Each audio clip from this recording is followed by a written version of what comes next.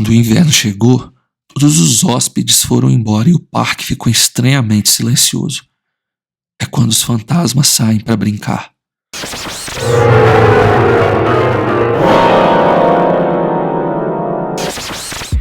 Eu trabalhava em um parque estadual no sul do México para me sustentar enquanto estava na faculdade. Esse emprego parecia perfeito devido ao seu horário flexível e ao fato da recepção do alojamento ficar aberta 24 horas por dia. Como eu estava em tempo integral na faculdade, ia às aulas durante o dia e depois trabalhava das 15 às 23, atendendo na recepção do alojamento. Mas havia uma peculiaridade nesse trabalho. E o que parecia o emprego ideal durante os meus anos de estudo se tornou a pior experiência da minha vida. Eu percebi que existem lugares que nós, humanos, devemos nos manter longe. Pedimos o seu like e sua inscrição no canal. Coloque seus fones de ouvido e tire as suas próprias conclusões. Havia uma lenda local sobre uma das montanhas do parque. Supostamente um fantasma o assombrava, mas não era algo como uma simples aparição, mas sim um espírito terrivelmente perturbado. Ouvi variações dessa história a vida toda, porque eu cresci naquela região, mas quando fui trabalhar no parque eu percebi que as lendas locais eram ditas como situações verdadeiras pelos próprios trabalhadores daquele lugar. No meu primeiro dia, me disseram que o próprio alojamento também era assombrado e que o fantasma era chamado de Senhor Martin. Nunca fui muito crente no paranormal, mas eu tinha receio de não acreditar totalmente e desrespeitar a crença de alguém, então apenas aceitei o que me disseram com um pouco de ceticismo, sabe? Nunca tinha vivido nada assustador antes, e os primeiros meses de trabalho foram bem tranquilos, mesmo ouvindo várias histórias das pessoas com quem trabalhava. Durante o verão, eu vi algumas coisas estranhas que os guardas capturaram em câmeras, mas a minha mente racional sempre tentava arrumar uma boa explicação, e eu esqueci o acontecimento rapidamente. Quando o inverno chegou, todos os hóspedes foram embora e o parque ficou estranhamente silencioso. Eu descobri que é quando os fantasmas saem para brincar. Os primeiros encontros que eu teria com o sobrenatural eram apenas coisas como vassouras e objetos caindo no chão, o que eu sempre associava a uma corrente de vento, mesmo que tudo estivesse fechado. Eventualmente, as coisas progrediram e eu comecei a ouvir barulhos estranhos. Primeiro, era como se uma criança estivesse correndo pelo saguão quando eu era a única pessoa em todo o prédio do alojamento. Muitos dos barulhos eu tentava explicar para mim mesmo, apenas lembrando que o alojamento foi construído durante um tempo de poucos recursos. Os prédios eram antigos e provavelmente estavam apenas fazendo alguns ruídos estranhos devido à sua contração ruim, dificuldade de dilatação ou algo do tipo. Embora isso me assustasse demais, houve um incidente em particular que me fez ficar sem explicações lógicas. É sobre ele que eu quero contar os detalhes.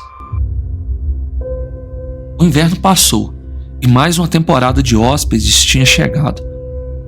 Mas aquele dia já chegou estranho. Era meados de janeiro e estávamos lidando com tempestades severas e quedas de energia durante todo o meu turno. Então, toda a equipe de staff, incluindo eu, estávamos frustrados e completamente exaustos. A tempestade diminuiu entre 9 e 10 da noite. Então, pouco antes do fim do meu turno, a equipe do restaurante do alojamento finalmente conseguiu fechar a cozinha e os campistas puderam voltar com segurança para os seus locais. Eu estava contando o dinheiro de uma das gavetas quando um homem embriagado e confuso se aproximou da recepção. Ele me explicou que tinha acabado de testemunhar um homem atravessando a parede do corredor do alojamento. Eu fiz algumas perguntas para ter certeza de que não havia outras explicações possíveis, mas ele estava certo de que tinha acabado de ver um homem passar direto pela parede em direção à sala de reuniões que estava trancada. Claro, eu fiquei um pouco surpreso porque aquela sala nunca era usada e eu não tinha uma chave para acessá-la. Tinha também a questão de o cara estar embriagado e devia conhecer as lendas locais, então eu não dei muita importância. Porém, ele quis que eu registrasse isso por escrito e todo o registro de queixa nós precisamos averiguar. Alguém tinha me dito em algum momento do meu tempo trabalhando ali que que aquela sala era o antigo escritório do Sr. Martin. Bem, o cara embriagado continuou nervoso me relatando aquilo. Eu queria acalmar a situação, então eu disse a esse homem que às vezes é apenas um truque da luz e faz parecer que as pessoas estão atravessando paredes, quando na verdade elas estão apenas virando a esquina no corredor. As minhas respostas pareceram apaziguá-lo, então ele se virou para voltar ao seu quarto. Enquanto ele se afastava, uma família entrou freneticamente dizendo que eles tinham acabado de ver uma menininha parada no pé da sua cama. 2 ocorrências paranormais seguidas. Eu não queria sair da minha sala aquela noite, pelo visto, o meu sossego tinha acabado.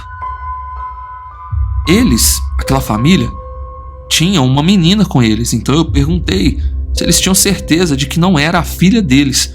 Talvez ela tivesse levantado para ir ao banheiro e eles apenas a viram. Ambos me disseram com firmeza que ela estava entre eles quando viram essa outra menina na cama. Eles insistiram que eu chamasse um guarda florestal para garantir que a cabine deles não tivesse sido invadida. Eu fui em frente e chamei um guarda, e enquanto esperava por ele, a equipe da cozinha terminou de fechar tudo e estava indo para casa. Eu me despedi e desejei a eles uma boa viagem. Logo, o guarda florestal chegou e levou o casal em pânico para sua cabine para fazer uma vistoria. Eu passei rapidamente pelo corredor que dava na sala do falecido Sr. Martin, só para dizer que tinha verificado. Então, finalmente eu tive um pouco de paz e sossego naquela noite. Eu voltei a contar o dinheiro do caixa quando ouvi uma porta do escritório do restaurante fechar. Eu fiquei um pouco confuso porque, como eu disse, eles tinham acabado de sair dali. Eu vi a equipe do restaurante fechar e sair dali. Eu não fui investigar porque tinha muito dinheiro que precisava guardar. E após essas 2 últimas ocorrências, eu fiquei um pouco receoso do que poderia encontrar. Ouvi a porta fechar novamente, mas ouvi a gerente do restaurante dizer: "Ei, King Dog!", que era meu apelido exclusivo para os colegas de trabalho. Respondi de dentro da minha sala e trocamos meia dúzia de palavras, sem nos vermos. Apenas ela falava de lá e eu respondia da minha sala. Quando o auditor noturno chegou, eu fui conversar com a pessoa que pensei que ainda estava no escritório, com quem eu tinha acabado de ter uma breve conversa. Eu virei a esquina para ir ao escritório do restaurante e a luz do corredor estava apagada. Eu achei estranho, mas eu fui em frente e peguei a maçaneta da porta e a virei. Meu coração afundou quando eu girei aquela maçaneta, porque a porta estava trancada. Estava completamente assustado nesse momento e eu estava pronto para sair dali correndo. Ninguém passou pelo corredor em frente à minha sala. Se a pessoa com quem eu conversei tivesse ido embora, eu teria visto. Então eu comecei a cogitar a hipótese dela nunca ter estado lá. Afinal, quando eu comecei a racionalizar a situação, eu percebi que eu nunca tinha visto, não naquele dia, não no meu turno, alguém entrar lá. Mais do que depressa, eu comecei a reunir as minhas coisas para sair dali e ficar lá fora, na guarita do guarda noturno. Pelo menos ali eu teria companhia. Eu recebi um e-mail, era da Margarete, a gerente do restaurante, a pessoa com quem eu pensei que estava conversando há apenas 10 minutos atrás. No e-mail, ela justificava a sua ausência. Ela tinha se sentido mal e saiu tarde da sua consulta médica. Depois ficou sem energia elétrica em casa e não conseguiu enviar o atestado médico por e-mail mais cedo. O meu coração quase parou nesse momento. Ela mora a mais ou menos 1 hora de onde trabalhamos. Não havia como ela ter conversado comigo e chegado em casa em apenas 10 minutos. Na época, não haviam celulares que a gente pode enviar e-mail por eles como os de hoje. Eu fui direto para a guarida de um guarda noturno e eu não contei nada. Eu não queria assustá-lo. No entanto, na noite seguinte, eu contei ao guarda florestal sobre todas as coisas estranhas que haviam acontecido. Ele riu de mim e pensou que poderia ser uma pegadinha da galera, pois eu era o único que não acreditava muito nessas histórias que circulavam ali. Então, ele puxou a câmera de segurança na intenção de descobrir quem tinha feito a pegadinha comigo. Nas filmagens dava para ver meus colegas de trabalho saindo. Nós podíamos me ver contando o dinheiro e depois me vendo tendo uma conversa completa com o que quer que estivesse atrás daquela porta de escritório trancada. Só que atrás da porta não tinha ninguém, nem no restaurante, nem no corredor. Ninguém. Eu era o único naquele andar. A expressão dele mudou e a única coisa que ele disse foi: Agora você acredita, não é, rapaz? Eu passei a odiar trabalhar sozinho depois disso. Sempre dava um jeito de ter companhia, mas nada tão assustador aconteceu de novo. Todo mundo ficou sabendo da história e até mudaram meu apelido depois disso. Ainda ouvia os pequenos passos e coisas caindo ocasionalmente, mas ninguém nunca mais se dirigiu diretamente a mim depois daquela noite. Eu fiquei no emprego até o final da minha faculdade e graças a ele eu consegui me sustentar nesse período. A ponte. Eu estava em uma viagem longa com a minha família. O trajeto era de 1.298 quilômetros. Moramos em um estado do Brasil e estávamos indo ver nossos pais em outro estado. Como tenho uma filha pequena, eu e minha esposa sempre paramos em algum hotel para passar a noite e continuar a viagem no dia seguinte, mas dessa vez seria bem diferente. Saímos de casa por volta das 5:30 da manhã. Eu dirigi até às 8 quando paramos para tomar um café. Depois disso, a viagem seguiu normal. Almoçamos em um local muito agradável, a minha filha brincou com os pássaros que fugiam dela a cada passo da sua aproximação e foi divertido de observar aquilo. O plano era viajar mais umas 3 horas e parar para descansar. Quando voltamos para a estrada, o tempo ficou nublado rapidamente.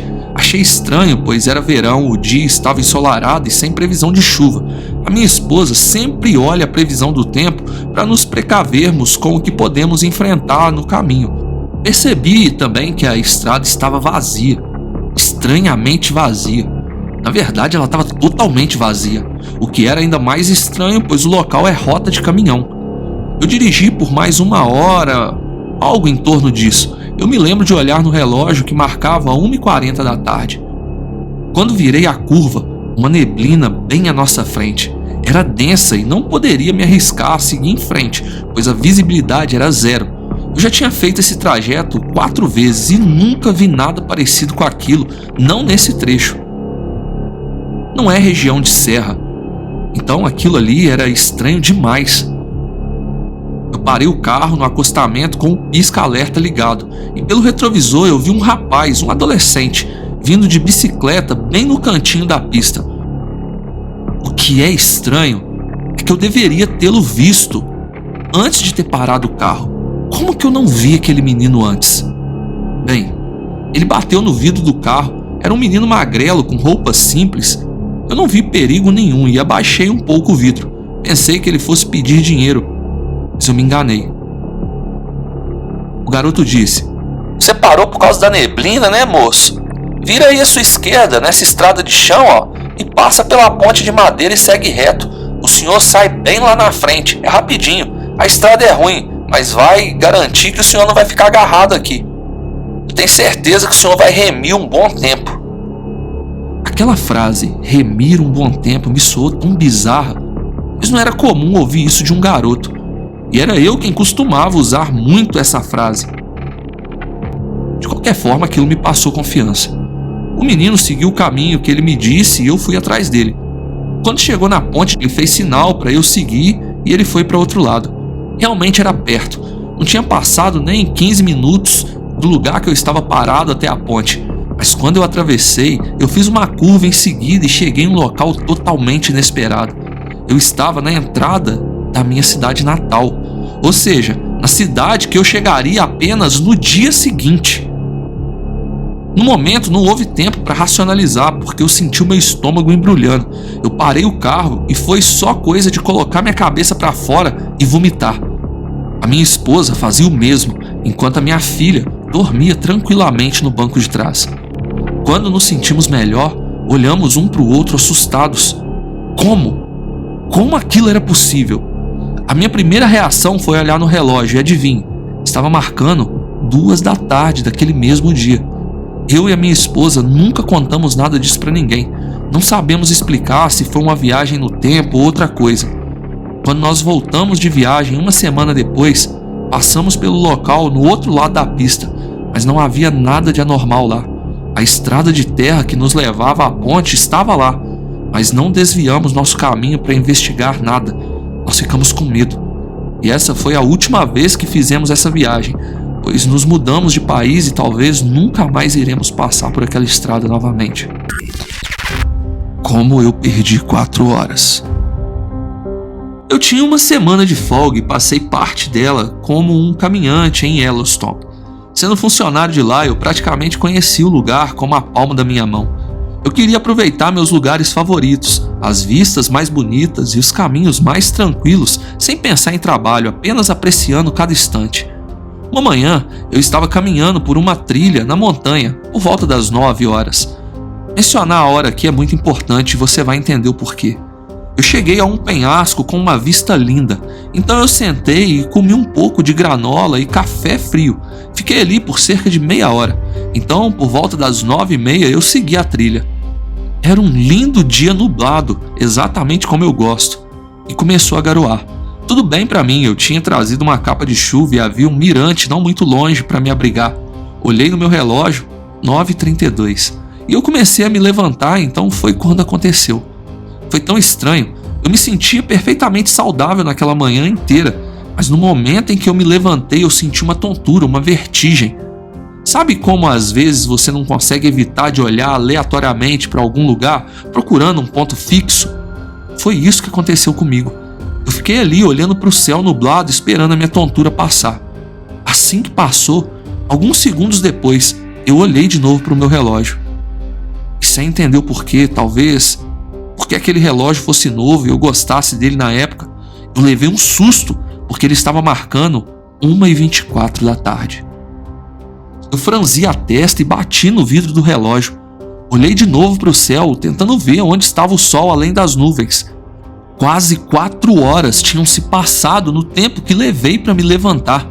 Eu tirei o relógio batendo na parte de trás, onde a bateria fica, e eu virei de volta certificando de que não havia água dentro dele por causa da chuva ou qualquer coisa, suor. Eu estava tentando encontrar uma razão para que ele estivesse marcando 1h24 da tarde. Eu resolvi caminhar de volta pela trilha. Era um caminho mais longo do que simplesmente seguir em frente até o mirante, mas eu queria voltar para o meu carro. Talvez eu estivesse iniciando um mal súbito e no estacionamento haveriam pessoas que poderiam me ajudar caso fosse necessário. Cerca de 1 hora depois eu cheguei de volta. Estava me sentindo melhor, então não procurei ninguém. Só joguei minha mochila para dentro do carro e entrei no banco do motorista. Eu liguei o carro e olhei direto para o rádio. O painel marcava 2h26 da tarde. Não havia como tanto o meu relógio quanto o meu rádio estarem errados ao mesmo tempo. Eu me lembro de olhar para ambos quando comecei minha caminhada a partir desse mesmo local mais cedo naquele dia. Então, eu dirigi até a estação de guarda florestal mais próxima, onde 2 dos meus colegas estavam. E veja só, depois de perguntar a eles a hora, meu carro e meu relógio estavam corretos. De alguma forma, eu havia perdido 4 horas naquela manhã e eu não sei como. Para onde foi o tempo? Eu sei que eu não desmaiei porque eu não estava com nenhum ferimento de queda e também eu não tive nenhuma sensação de acordar em nenhum momento. Mesmo assim, quando cheguei em casa, eu me olhei no espelho para ver se tinha hematomas em algum lugar ou alguma parte do meu corpo que estivesse dolorida, indicando que eu tivesse caído no chão, mas não tinha nada. Enfim, eu não consigo explicar o que aconteceu naquele dia. Pedimos o seu like e a sua inscrição no canal. Obrigado por ter nos ouvido e até a próxima.